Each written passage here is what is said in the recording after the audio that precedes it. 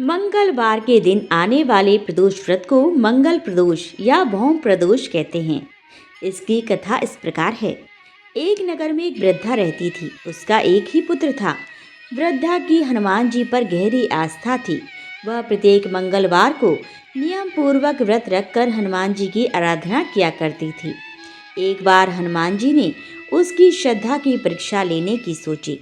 हनुमान जी साधु का वेश धारण कर वृद्धा के घर गए और पुकारने लगे, है कोई हनुमान भक्त जो हमारी इच्छा पूर्ण करे? पुकार सुन वृद्धा बाहर आई और बोली, आज्ञा महाराज। हनुमान वेशधारी साधु बोले, मैं भूखा हूँ, भोजन करूँगा, तू थोड़ी जमीन लीप दे।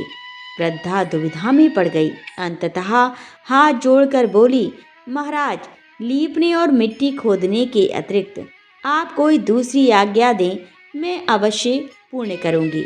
साधु ने 3 बार प्रतिज्ञा कराने के बाद कहा, तू अपने बेटे को बुला, मैं उसकी पीठ पर आग जलाकर भोजन बनाऊंगा।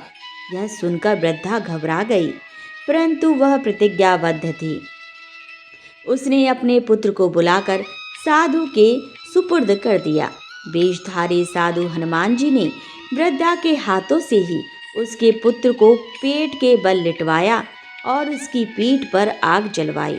आग जलाकर दुखी मन से वृद्धा अपने घर में चली गई।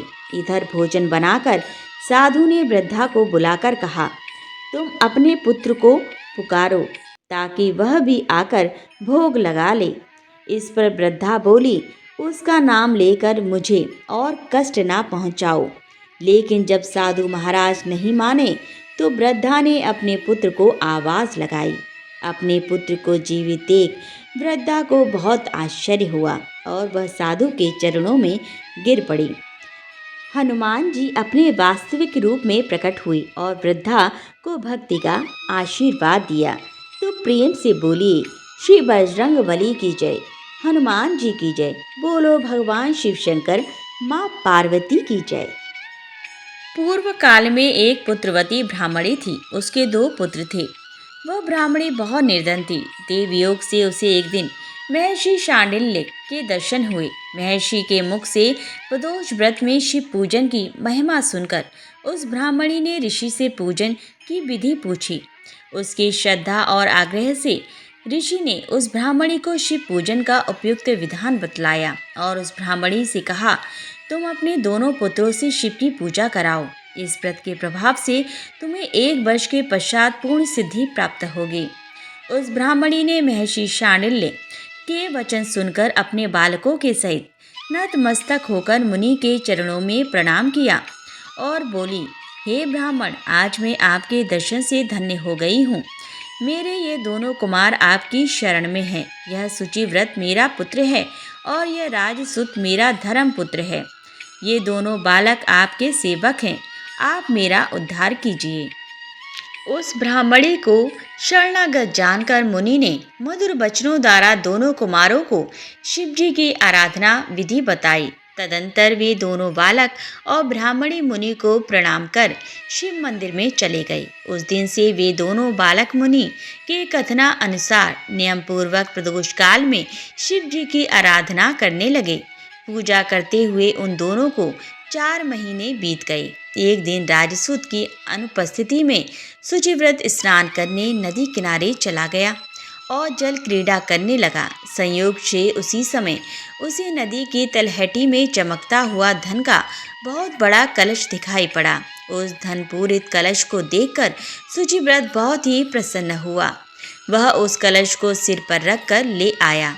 कलश को भूमि पर रखकर वह अपनी माता से बोला, हे माता, शिव जी की महिमा तो देखो। भगवान ने इस घड़े के रूप में हमें संपत्ति दे दी है। उसकी माता घड़े को देखकर आश्चर्य करने लगी और राजसूत को बुलाकर कहा, बेटे मेरी बात सुनो, तुम दोनों इस धन को आपस में आधा आधा बांट लो। माता की बात सुनकर शुचिव्रत अत्यंत प्रसन्न हुआ, परंतु राजसूत ने अपनी असहमति प्रकट करते हुए कहा, हे माँ, यह धन तेरे पुत्र के पुण्य से उसे प्राप्त हुआ है। मैं इसमें किसी प्रकार का हिस्सा नहीं चाहता। क्योंकि अपने किए हुए कर्म का फल मनुष्य स्वयं ही भोगता है। इस प्रकार शिव पूजन करते हुए एक ही घर में उन्हें 1 वर्ष व्यतीत हो गया। एक दिन राजकुमार ब्राह्मण के पुत्र के साथ वसंत ऋतु में वन विहार करने के लिए गया। वे दोनों जब साथ साथ वन में बहुत दूर निकल गए तो उन्हें वहां पर सैकड़ों गंधर्व कन्याएं खेलती हुई दिखाई पड़ी। ब्राह्मण कुमार उन गंधर्व कन्याओं को क्रीड़ारत देखकर राजकुमार से बोला, यहाँ पर कन्याएं विहार कर रही हैं, इसीलिए हम लोगों को अब और आगे नहीं जाना चाहिए, क्योंकि ये गंधर्व कन्याएं शीघ्र ही मनुष्यों के मन को मोहित कर लेती हैं। इसीलिए मैं तो इन कन्याओं से दूर ही रहूंगा। परंतु राजकुमार उसकी बात अनसुनी कर कन्याओं के विहार स्थल में निर्भीक भाव से अकेला ही चला गया। उन सभी गंधर्व कन्याओं में प्रधान सुंदरी उस राजकुमार को देखकर मन में विचार करने लगी कि कामदेव के समान सुंदर रूप वाला यह राजकुमार कौन है। उस राजकुमार के साथ बातचीत करने के उद्देश्य से उस सुंदरी ने अपने सखियों से कहा, सखियों तुम लोग निकट के वन में जाकर अशोक, चंपक, मौलसिरी आदि के ताजे फूल तोड़ लाओ। तब तक मैं तुम्हारी प्रतीक्षा में यहीं रुकी रहूंगी। उस गंधर्व कुमारी की बात सुनते ही सब सखियां वहां से चली गईं। सखियों के जाने के बाद वह गंधर्व कन्या उस राजकुमार को स्थिर चित्त दृष्टि से देखने लगी। उन दोनों में परस्पर प्रेम संचार होने लगा। गंधर्व कन्या ने राजकुमार को बैठने के लिए आसन दिया। प्रेमालाप के कारण राजकुमार के सहवास के लिए वह सुंदरी व्याकुल हो उठी और राजकुमार से प्रश्न करने लगी, हे कमल के समान नेत्र वाले, आप किस देश के रहने वाले हैं? आपका यहाँ आने का कारण क्या है? गंधर्व कन्या की बात सुनकर राजकुमार ने उत्तर दिया, मैं विदर्भराज का पुत्र हूँ। मेरे माता पिता स्वर्गवासी हो चुके हैं। शत्रुओं ने मुझसे मेरा राज्य हरण कर लिया है।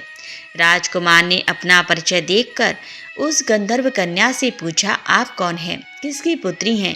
और इस वन में किस उद्देश्य से आई हैं? आप मुझसे क्या कहना चाहती हैं?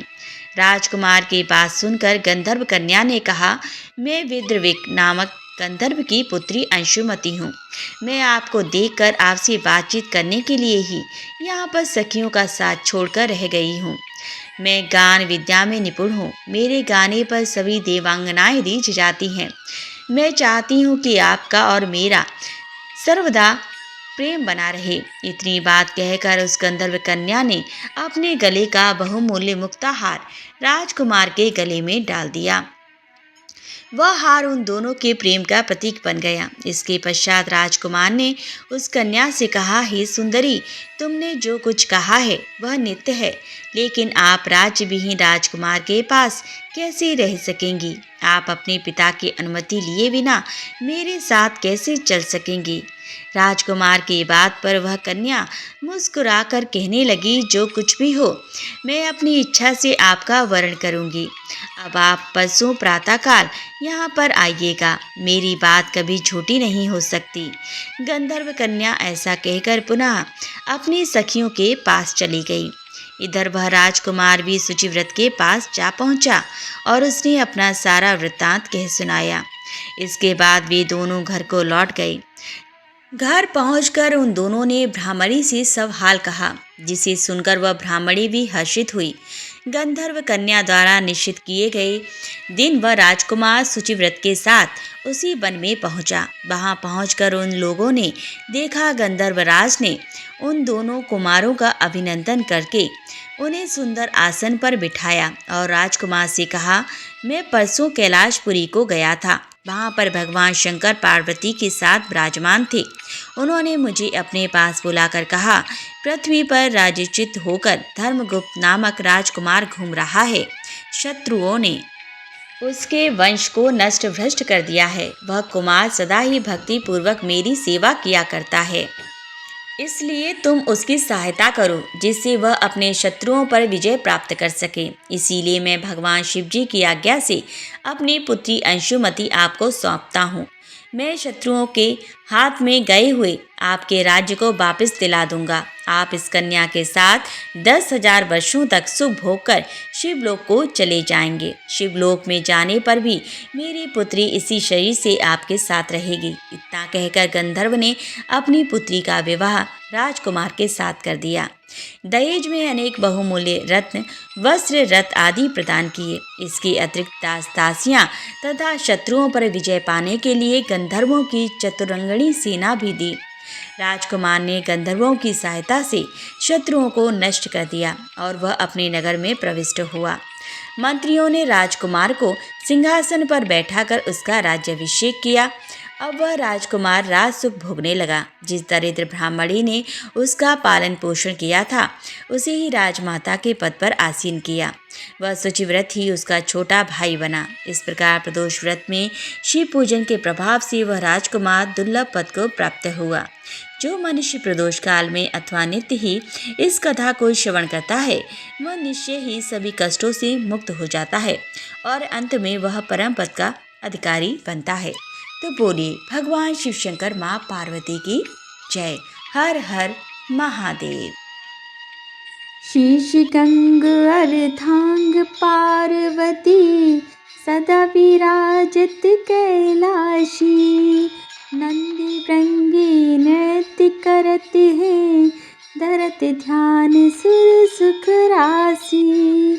शीतल मंद सुगंध पवन वह बैठे हैं शिव अविनाशी। करत गान गंधर्व सप्त स्वर राग रागिनी मधुरासी। रच रच भैरव जहाँ डोलत बोलत है बन के वासी। कोयल शब्द सुनावत सुंदर भ्रमर करत है गुंजासी। शीश गंग अर्धांग पार्वती सदा विराजत कैलाशी। कल्पद्रुम अर पारिजात तरु लाग रहे हैं लक्षासी। कामधेनु कोटिन जहाँ डोलत करत दुग्ध की वर्षासी। शीश गंग अर्धांग पार्वती सदा विराजत कैलाशी। सूर्यकांत सम पर्वत शोभित चंद्रकांत सम हिम राशि। नित ज्यों ऋतु रहित सुशोभित सेवत सदा प्रकृति दासी। ऋषि मुनि देव धनुज नित सेवत गान करत ऋतु गुण राशि। ब्रह्मा विष्णु निहारत निश दिन कछु शिव हमको फरमासी। रिद्धि सिद्धि के दाता शंकर नित सतचित आनंद राशि। जिनके सुमिरत ही कट जाती कठिन काल यम की फांसी। शीश गंग अर्धांग पार्वती सदा विराजत कैलाशी। त्रिशूल धर जी का नाम निरंतर प्रेम सहित जो नर गासी। दूर होए है विपदा उस नर की जन्म जन्म शिव पदवासी। कैलासी काशी के वासी विनाशी मेरी सुध लीजो। सेवक जान सदा चरणन को अपनो जान कृपा कीजो। शीश गंग अर्धांग पार्वती सदा विराजत कैलासी। तुम तो प्रभु जी सदा दयामय अवगुण मेरे सब ढकयो। सब अपराध क्षमा कर शंकर किंकर की विनती सुनयो। शीश गंग अर्धांग पार्वती सदा विराजत कैलाशी। नंदी रंगी नृत्य करत हैं, धरत ध्यान सुर सुख राशि। बोलो भगवान शिव शंकर माँ पार्वती की जय। हर हर